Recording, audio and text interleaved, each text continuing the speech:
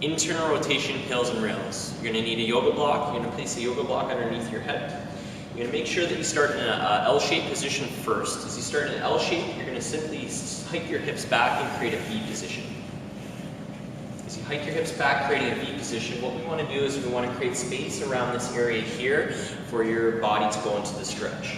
You're going to make sure that you don't start off directly straight from your shoulder to your wrist. You're just going to angle the palm in a little bit here. You're going to bend through the elbow. As you bend through the elbow, you're going to take the opposite hand pushing into the wrist, down towards the belt buckle area, creating an internal rotation passive stretch.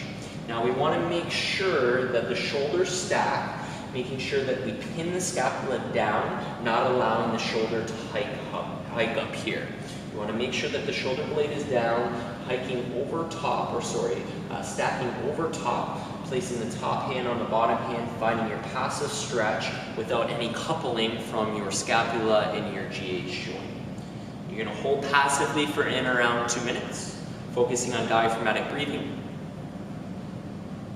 Then you're going to start to amplify the contraction as you start to irradiate from head to toe, squeezing the thighs together, pushing your bottom hand into your top hand into your bottom hand. You want to visualize that you're trying to squish an imaginary object in between your palm and your bottom palm.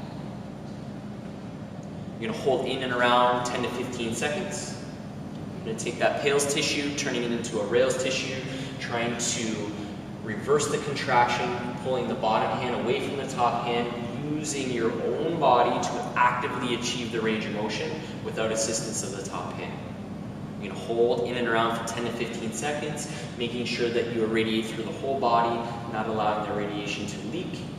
After your 10 to 15 second highest, safest effort, you're going to take your take your top hand and push into your bottom hand, acquiring a passive range of motion once more.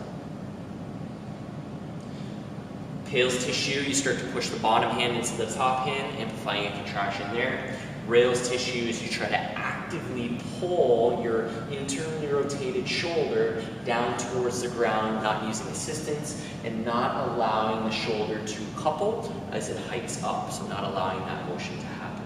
After your rails belt, you want to make sure that you relax passively into the newly acquired range of motion, focusing on your breathing, letting your body familiarize with the newly acquired range.